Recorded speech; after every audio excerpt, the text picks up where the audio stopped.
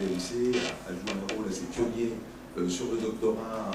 cette dernière décennie, à la fois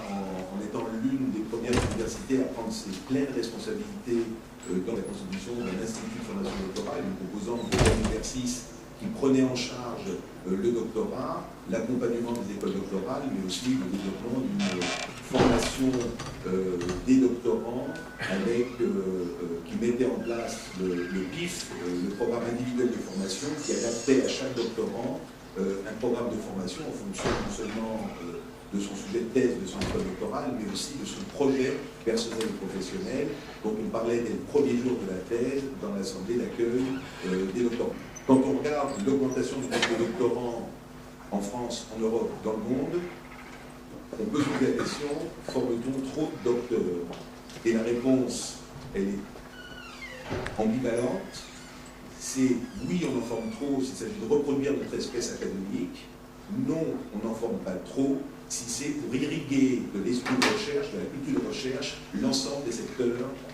économiques, socio-économiques du pays. Mais ce n'est pas la peau d'âne, ce n'est pas le diplôme qui fait la compétence. C'est la personne et c'est la qualité du doctorat. C'est sacrément se décharger sur un organisme inefficace qui s'appelle le CNU,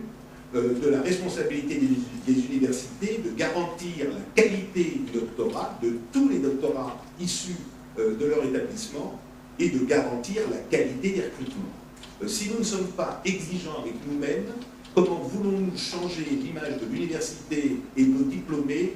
dans la société? J'ai l'exigence pour mon université, mais je pense que Jean-Dominique Pollack, le directeur de l'Institut de formation doctorale, le dira dans la table ronde à laquelle il participe dans la journée, d'assurer la qualité de l'ensemble des doctorats et de refuser, comme ça se fait dans d'autres pays européens, de refuser l'attribution du doctorat si la qualité n'y est pas. Donc oui, il y a des talents, il y a des compétences extraordinaires liées au doctorat, quand le doctorat est considéré comme une expérience professionnelle de formation, de confrontation à une pratique de recherche originale et innovante, mais à cette condition-là seulement, et c'est la responsabilité des universités de l'assurer.